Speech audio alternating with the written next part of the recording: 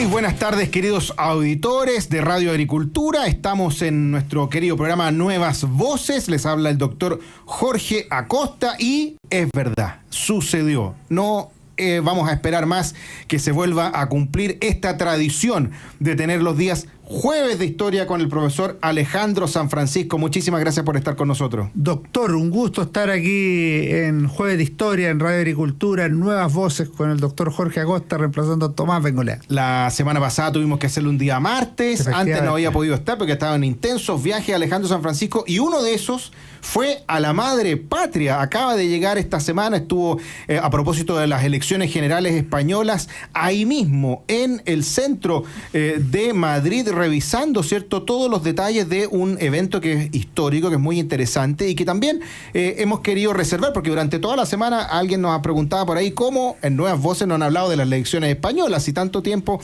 que siempre han estado pendientes de la política ibérica, y bueno, dijimos, vamos a reservarlo para Jueves de Historia porque Alejandro estuvo ahí, además muy entrevistado por diversos medios amigos, por radios amigas, por medios digitales. Entonces dijimos, vamos a tener la exclusiva en profundidad en este día Jueves de Historia, porque va a ser también análisis político, pero también histórico. Primero partamos por, supongamos que muchos de nuestros auditores no siguen tanto la política española y quieren enterarse de qué fue lo que pasó. Contar un poquito cuáles fueron los resultados, qué es lo que se jugaba, cuáles eran las expectativas. Cuéntanos un poquito, Alejandro Sanfrancisco. Efectivamente tuve la posibilidad de estar en España el fin de semana en las elecciones. Lo que es muy importante tener claro es que es un sistema parlamentario el español.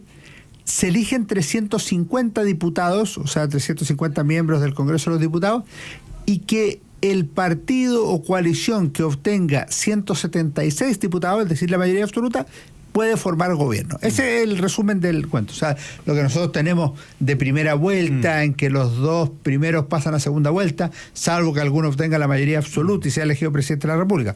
O en la segunda vuelta, el que gana es elegido presidente de la República, no existe en España. Es un sistema distinto. Así como aquí lo elige el pueblo directamente a través del sufragio popular, allá el sufragio popular elige a los partidos representados en el Congreso de los Diputados, y el Congreso de los Diputados elige al gobierno. Esta es la fórmula primera. Y es un régimen parlamentario, y por eso también se entiende que se hayan adelantado las elecciones. O sea, las legislaturas duran un máximo de 4 años, pero pueden adelantarse las elecciones por circunstancias sobrevinientes.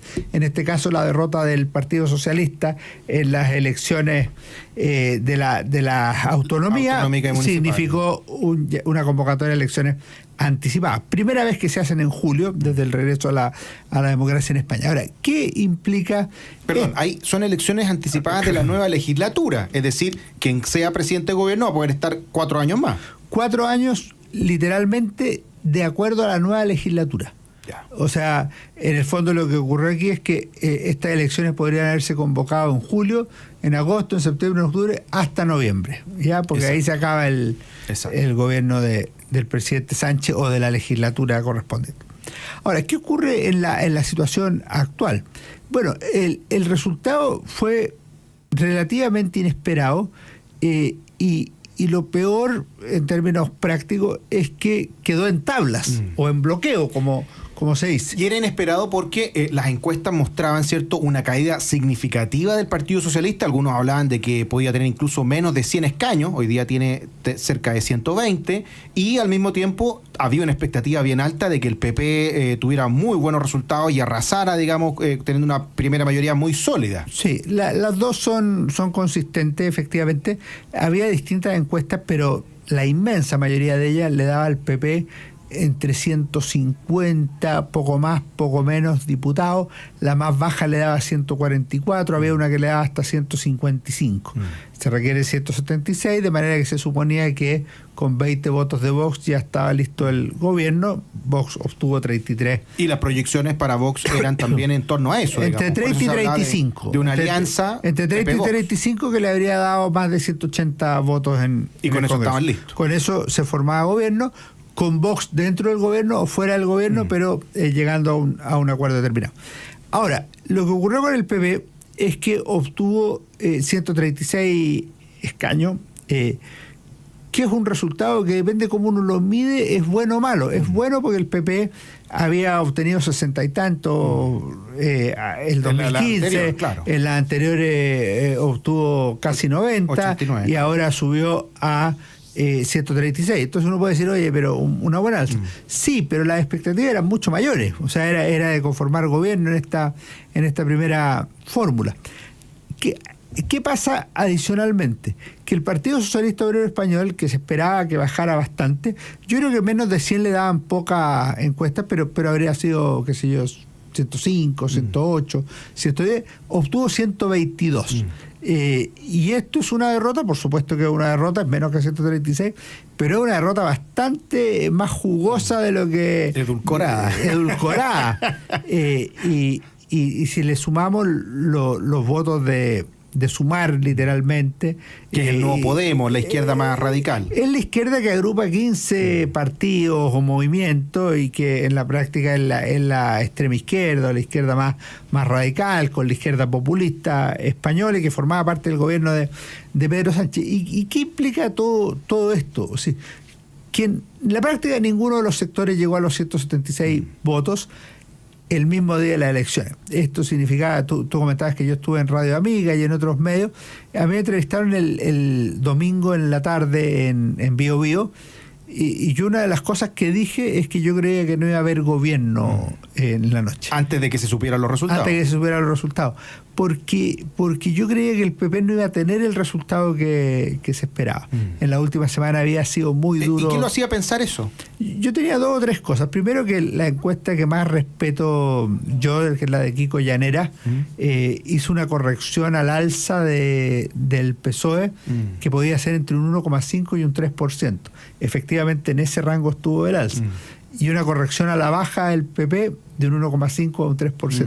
Y si usted fija, el resultado que termina dando la encuesta de Kiko Llanera es más o menos la que se dio. Ahora, no es solo un tema de encuesta, es un tema práctico. Si tú miras la última semana, se produce una especie de repechaje de una irrupción con gran fuerza de Pedro Sánchez, del socialismo español. En cambio, estuvo muy apagado el Partido Popular, no participó en el último debate. Claro. Entonces, yo creo que ahí Núñez Feijóo dio demasiado espacio a las críticas contra él sin defenderse, y más grave todavía, sin atacar políticamente. Entonces yo creo que ahí hubo ese otro tema. Siento que en el debate cara a cara con Sánchez la evaluación fue relativamente positiva. Así es. Sobre todo hay una parte muy entretenida cuando le dice Sánchez, ¿hasta cuándo me sacan a pasear el Falcon? El Falcon es el avión presidencial que utilizaba. Al revés. Y Feijóo le dice, no, si el que saca a pasear el Falcon es usted, ahí está el problema, y se lo termina haciendo pebre. Sí, claro. Mira, y de hecho estuvo bien Feijóo, pero yo creo que o no quiso arriesgar o algo pasó que no hubo una baja ostensible y en el último minuto. Así es. Ahora, no obstante, ¿cierto? Hay algunos que centran, ¿cierto?, las críticas en el mal resultado también que tuvo Vox, porque Vox bajó cerca de 20 representantes y algunos decían que el gran problema del PP fue haberse acercado mucho a Vox, siendo que todas las encuestas siempre hemos mostrado como consistentemente que iba a estar en torno a los 30. Porque también hay que entender que como el sistema chileno es distinto al sistema parlamentario, ¿cierto?, español, hay mucho voto a la segura a aquel grupo parlamentario que es el mayoritario para que finalmente se forme gobierno. La apuesta del Partido Popular fue hacia el voto útil, o sea que la gente que está indecisa entre votar Vox y votar populares tenían que votar por el Partido Popular, que aquella gente que en algún minuto había abandonado el Partido Popular para irse a Vox podía reconsiderar su posición, porque era claro que venía un gobierno popular y había que sacar a Sánchez. Mire, yo creo que se admiten todas las hipótesis, pero lo que es claro, si uno mira las últimas encuestas, a Vox le daban entre 30 y 35 y obtuvo 33. O sea, no es sorprendente la baja de Vox. Era una baja esperada en parte por el voto útil, que se llama. Entonces, yo no veo que ahí haya una explicación relevante de lo que ocurrió. Eso es lo primero. Segundo, ¿afecta al Partido Popular acercarse a Vox? sí, lo afectan a aquellos que creen que es malo que se acerque a Vox, pero le beneficia con 33 diputados de Vox que lo podrían apoyar para llegar al gobierno. Entonces, si, para decirlo en castellano, estaríamos diciendo esto si el PP hubiera obtenido 143 diputados, no, pues porque más los 33 de Vox estaba a 176 y tendría mayoría. O sea, ahí le beneficia acercarse a Vox más que perjudicarle. Entonces, pero efectivamente hay, en parte de la campaña socialista, era unir mucho a Vox con el Partido Popular. Parte de la campaña de Núñez Feijóo era separarse de Vox y demostrar que eran dos cosas distintas y que incluso Vox era extremo, lo cual por una parte es un riesgo grande. Por otra parte, refleja una cierta contradicción, porque en algunas provincias españolas o en algunas autonomías están llegando a acuerdos Vox y el Partido Popular para obtener mayoría en sus respectivas representaciones. Y en tercer lugar, porque al terminar la elección, igual van a tener que acercarse. Sí. Y este no es un problema de que, oye, pero ¿por qué el PP se acerca a Vox o Vox se acerca al PP? Bueno, porque todos tienen que acercarse a alguien porque no les da por sí mismo para obtener la mayoría. ¿Cómo se podría solucionar eso? Una forma de solución sería la segunda vuelta. O sea, los dos primeros fueron PP y PSOE. Van a segunda vuelta y el que gana se queda con la persona. Bueno, usted nos mencionaba hace algunos segundos, Alejandro San Francisco, que quedaron en tablas, porque nadie tiene, ¿cierto?, la mayoría para llegar a los 176, pero efectivamente hay otros que dicen que se podría, digamos, utilizar de nuevo esta figura del gobierno Frankenstein, como han dicho en España, porque es una asociación inhabitual, distinta, que ya se utilizó actualmente, donde además del PSOE y del Podemos en ese tiempo, o Sumar ahora, que son las fuerzas de izquierda radical, se suben fuerzas independentistas, secesionistas, dicen algunas, que son las que piden la independencia de Cataluña, las que piden la independencia del País Vasco, y a gran precio. Sobre lo primero,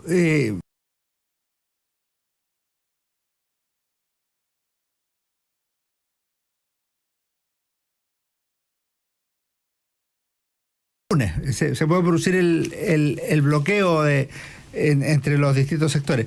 Y aquí Feijóo gana por poco y Sánchez resiste el gobierno en el aire del diario El País de España del día lunes también. Para quienes no siguen tanto la prensa española, decir que el ABC es más de derecha y el País es más de izquierda. Tal cual.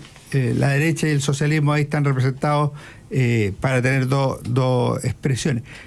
Pero lo que quiero decir es que efectivamente tiene razón tú, que está en el aire el gobierno, no se sabe qué va a pasar. ¿Podría ocurrir que haya un gobierno Frankenstein? Por supuesto, o sea, que se pegue el PSOE, Sumar con todos sus movimientos internos, alguna de las minorías nacionales, pero mayoría en el País Vasco, incluido Bildu, movimiento vinculado a la ETA, los grupos separatistas en Cataluña, Esquerra Republicana, Junts, y alguno más, y eso podría generar entonces la mayoría de los 176 votos que necesita Pedro Sánchez para asumir el gobierno. Podría ser, esa es una posibilidad. Tiene riesgo. Cuando tú miras la realidad española, es bien complicada porque tienen como nosotros circunscripciones o distritos, zonas electorales, donde se eligen por cada autonomía una cantidad determinada de diputados. En el caso de Cataluña se eligen 38, en País Vasco se eligen 18. Y vale la pena mencionar un par de cosas. La suma global, si bien son partidos que tienen minorías, la suma de minorías proindependentistas o de distintos tipos de nacionalismo da una mayoría a los grupos independentistas o nacionalistas. A Bildu y al Partido Nacionalista Vasco, que no tienen nada que ver entre sí, le dan una mayoría. Lo mismo ocurre en Cataluña respecto de los distintos grupos. Y si uno mira ya, bueno, ¿y cómo le va al PP en eso?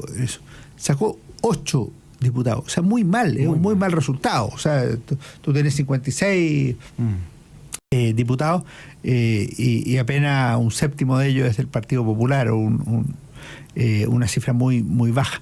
Entonces hay un problema ahí estructural que es bien complicado y que hay que ver, y si esos mismos grupos que en distintas minorías tienen una buena representación, se suman al Partido Socialista, evidentemente puede haber un gobierno Frankenstein. Bueno, vamos a seguir conversando sobre los resultados de las recientes elecciones españolas, pero también sobre las implicancias que tiene la política chilena. Se ha comentado mucho en diversos sectores cómo esto se relaciona con la historia política chilena y también con el devenir de los partidos políticos actuales. Vamos a preguntarle a Alejandro San Francisco a la vuelta.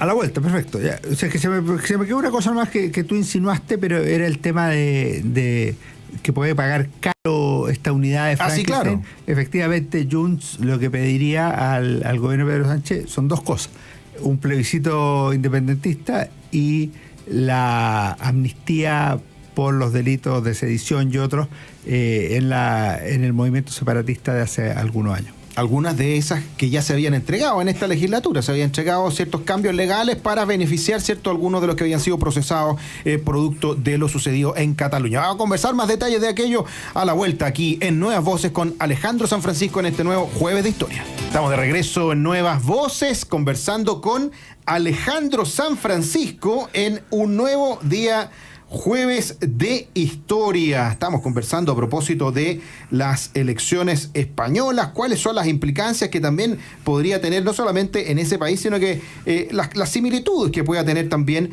con nuestro modelo también político, porque hay muchos que dicen que lo que pasa allá se replica y se parece a lo que pasa acá en nuestro país. Pero también quiero que saludemos a quienes hacen posible nuestro programa. Posgrado de la Universidad San Sebastián cuenta con más de 100 programas en diversas áreas del conocimiento. Más de 14.000 egresados han preferido sus magíster, diplomados, postítulos y especialidades. Conoce más en posgrados.uss.cl. En Enel buscamos cuidarte y que tu servicio eléctrico sea continuo y de calidad. Por eso, si sabes de un hurto de cables que haya generado corte de electricidad en tu barrio, puedes denunciarlo de manera anónima al 600-696-0000. Ayúdanos a evitar esta práctica ilegal y a mantenernos seguros en él. En Habitat, tu proceso de pensión lo puedes iniciar 100% online. Es accesible, confiable y con la asesoría personalizada de siempre. Y hoy les tengo una noticia diferente porque la cuenta corriente digital de BCI, que no te pide requisitos y que puedes sacar hoy mismo desde tu teléfono, ahora también es para pymes. Si estás buscando un apoyo que te permita acceder a mejores soluciones financieras y herramientas para tu negocio, la cuenta corriente digital PYME es para ti. Ábrela hoy, úsala hoy.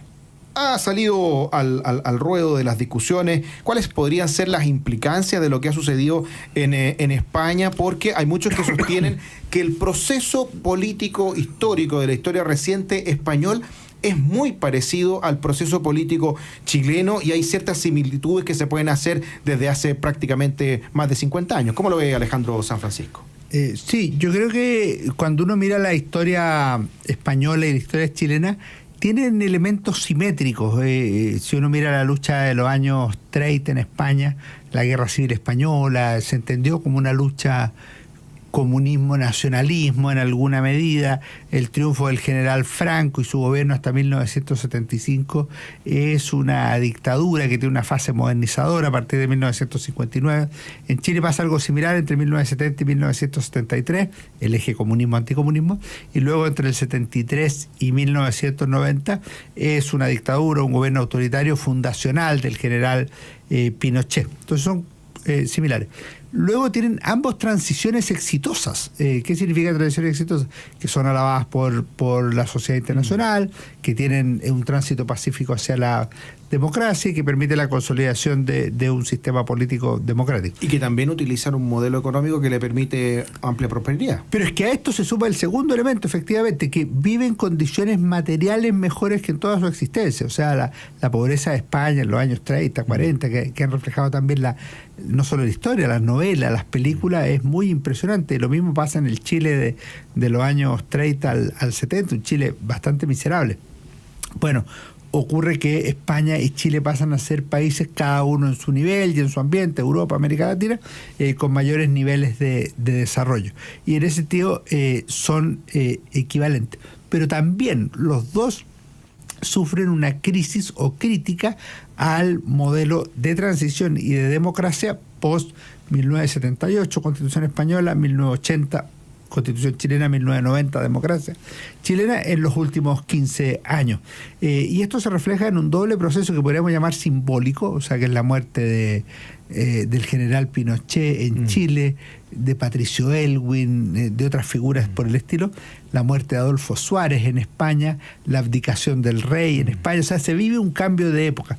Y en los años 10, en la segunda década del siglo XXI, surgen formaciones políticas nuevas, Evópoli, Partido Republicano, Frente Amplio, en Chile, por poner algunos ejemplos, y en España Podemos, Más País, Ciudadanos, Vox, es decir, nuevas formaciones políticas. Y por último hay una renovación generacional, o sea, en España hubo un minuto en que todos los líderes, Pablo Iglesias en Podemos, Albert Rivera en Ciudadanos, Pablo Casado en el Partido Popular, Pedro Sánchez en el Partido Socialista Obrero Español y Santi Abascal en Vox, eran nacidos después de 1970, o sea, en algún minuto todos eran menores de 50 años.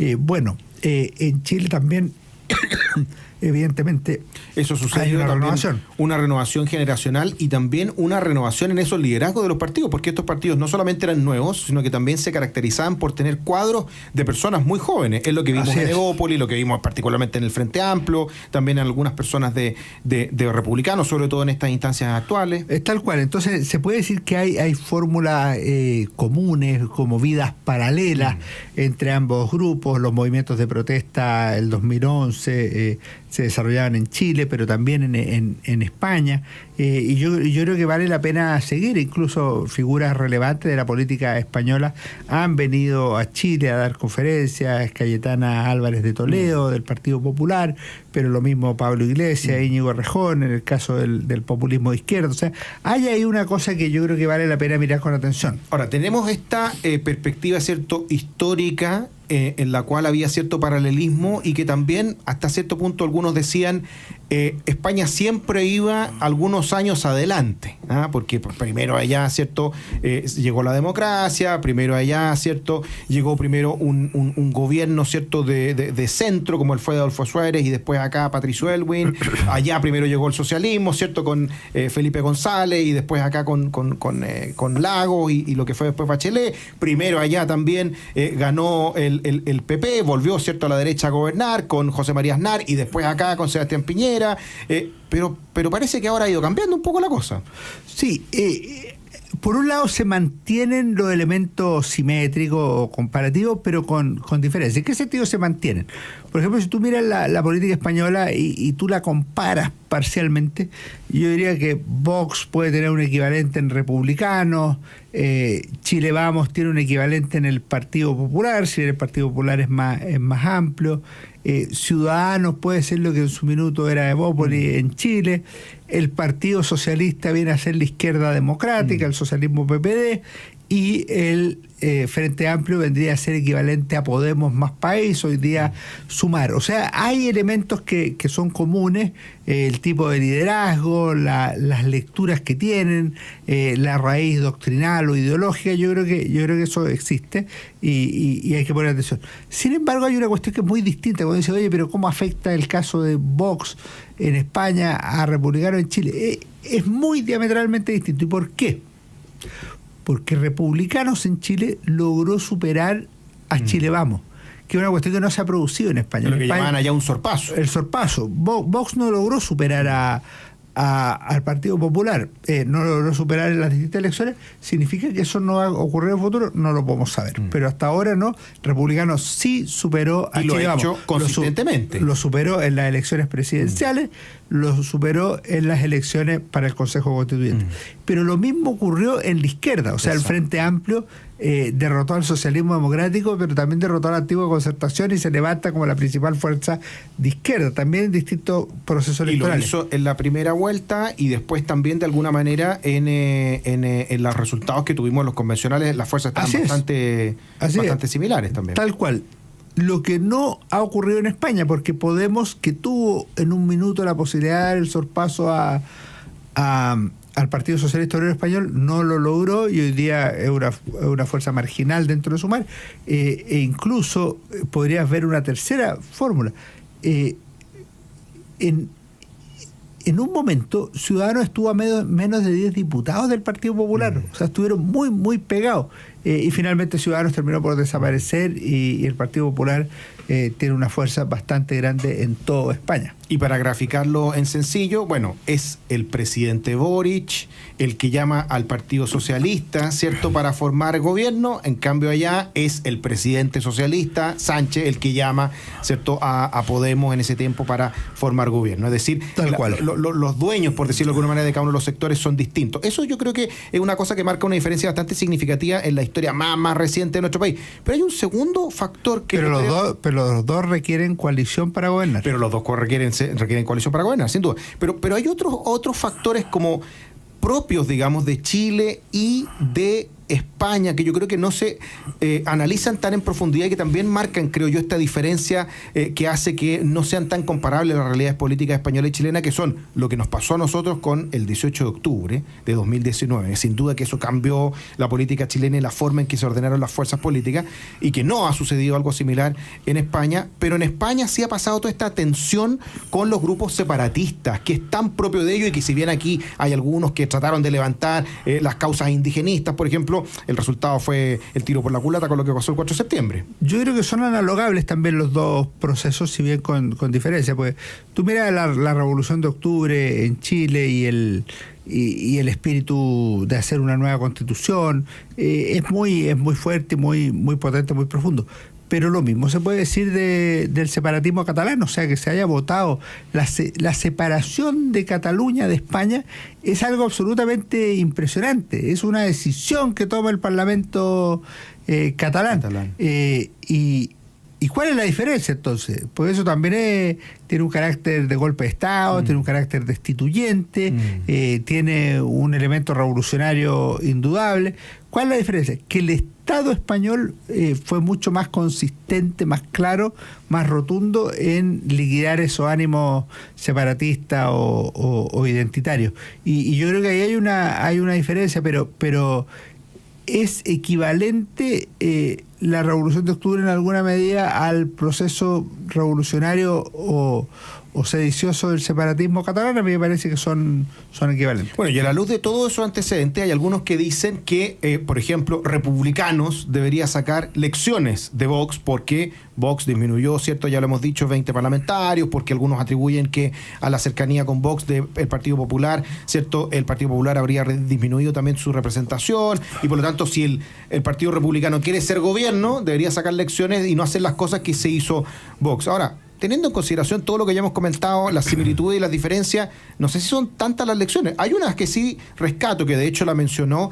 el presidente del Partido Republicano, Arturo Esquella, que dijo que si hay algo que los diferenciaba, era que justamente lo que han tratado de hacer siempre del Partido Republicano es manifestar con claridad que el adversario político está al frente, es el Partido Socialista, es Frente Amplio, y no es, Chile Vamos, que es potencialmente, ¿cierto?, un aliado para formar gobierno, cosa que parece que no era de esa manera en España, porque había una división muy clara y una tensión muy evidente entre el PP y Vox. Sí, yo creo que las querellas del PP a Vox y de Vox al PP son bastante permanentes. En el caso de Vox al PP, esta ilustración a través de la frase "la derechita cobarde", yo creo que es muy clara.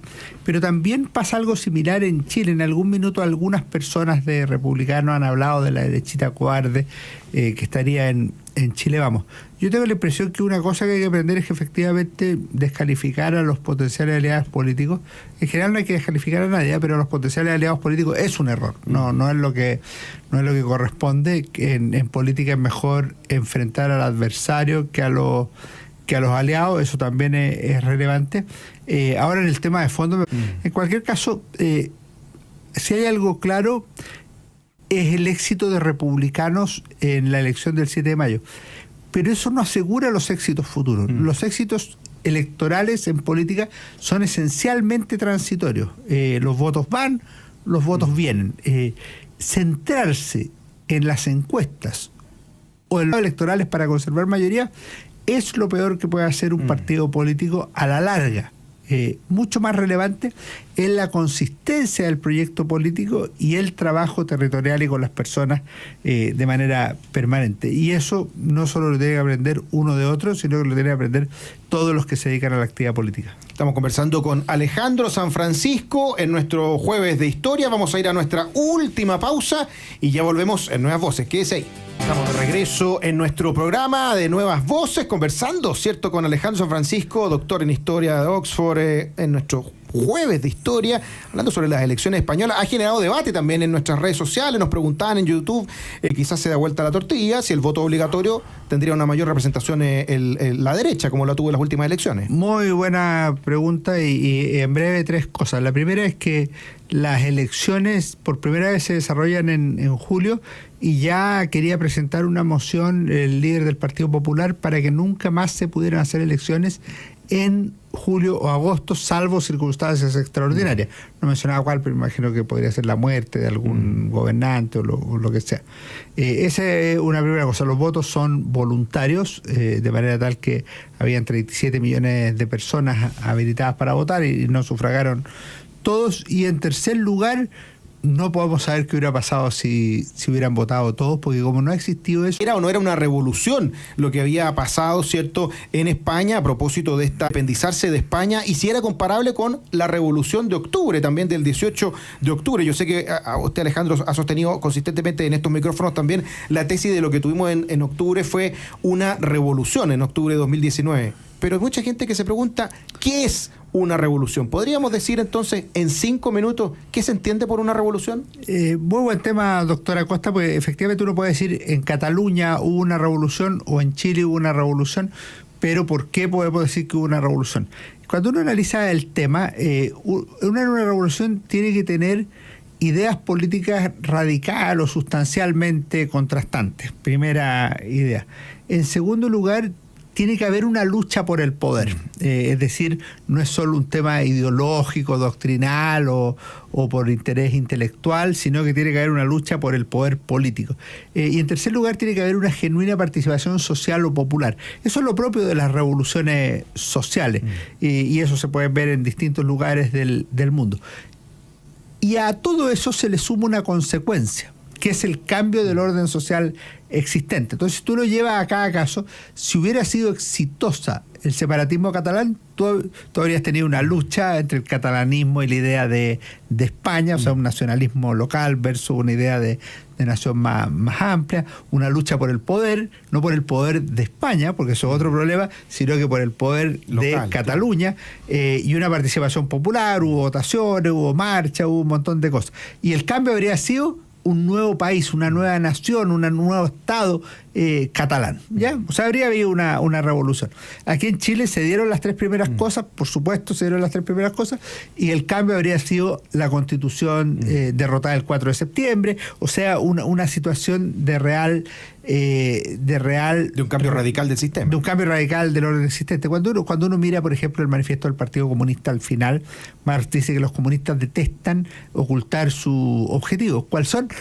La subversión violenta de todo el orden social existente, es decir, el cambio radical por la violencia de todo el orden social existente. Entonces eso es lo propio de una revolución, el cambio radical del orden existente, y para eso tiene que haber las otras condiciones. Ahora, cuando uno lee, por ejemplo, a Íñigo Errejón o a otros líderes del populismo, ellos también tienen formas de explicar la revolución. Entonces señalan, por ejemplo, que lo que tiene que haber en la sociedad, esto es el populismo, la radicalización de la democracia, es definir un pueblo. El pueblo, somos el pueblo, definido como una forma de existencia política distinta a la casta, distinta a los partidos, distinta a otros grupos de la sociedad. En segundo lugar, tiene que percibir que existen distintas pulsiones, intereses en la sociedad, de las minorías, de los grupos sexuales, de la lucha por el medio ambiente o de otros tantos, y hay que darle una canalización política a todos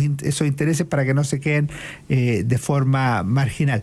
En tercer lugar, hay que tratar de desafiar al poder del Estado bypaseándolo, es decir, no obtener todas las soluciones a través del Estado, sino que es necesario eventualmente ir por los lados, a través de vías de hecho o de soluciones más más directa. Y por último, una revolución populista, una radicalización de la democracia, tiene que tener un cambio constitucional. Entonces, si tú miras esa fórmula, también se da en el Chile del 18 de octubre, y eventualmente podría haberse dado en el caso de Cataluña. El cambio constitucional es relevante porque fija el nuevo pacto social del orden revolucionario triunfante. Entonces, yo creo que ahí tenemos al menos dos elementos. Por supuesto, después de eso se inicia una amplia discusión semántica, práctica, de orden, ¿debe ser la revolución pacífica o puede ser la revolución violenta? Es una discusión que es posible, pero termino con una idea a propósito de que ayer fue 26 de julio, aniversario 70 del asalto al cuartel de la Moncada. Fidel Castro, en un discurso del 1962, en el discurso de la segunda declaración de La Habana, dijo: el deber del revolucionario es hacer la revolución, y aunque está convencido de que la revolución triunfará en América Latina, no es de revolucionario sentarse en la puerta de la casa a ver pasar el cadáver del imperialismo. Es decir, hay que comprometer la vida para la revolución. Y eso también yo creo que hay que considerarlo como un elemento necesario, al menos para la revolución latinoamericana. Bueno, y a propósito de este mismo tema, del concepto de revolución, también nos traía un libro para recomendar el día de hoy, antes de que se nos vaya el programa, que tiene que ver necesariamente con esto mismo. Traemos una recomendación, pero ambientada en Chile. Arturo Fontaine Aldunate, gran periodista, un intelectual de primer nivel, escribió mucho tiempo en revista Portada y escribió este libro: Todos querían la revolución, Chile 1964-1973. Evidentemente él lo que hace al elegir la fecha es ver los dos gobiernos autodenominados revolucionarios, la revolución en libertad de Frei Montalva y la revolución socialista de Salvador Allende. Sin embargo, yo creo que uno podría incluso ampliarlo desde el año 59 al 73 como la era de las revoluciones. Así lo planteamos en el libro Historia de Chile 1960-2010 de la Universidad San Sebastián. Dicho eso, Jorge, lo notable es que efectivamente en la década de 1960 hay en Chile un ambiente revolucionario, hay un pensamiento revolucionario, una actitud que muestra a un país muy distinto al que era en 1950 o 1940. Termino con una fórmula. Armand Matelart y Michel Matelart hicieron un gran estudio que se llama Juventud, Rebeldía y Conformismo, publicado en el año 68, y preguntado a los jóvenes universitarios si están a favor de la revolución en cualquiera de sus formas, a favor de la reforma o en contra de ella.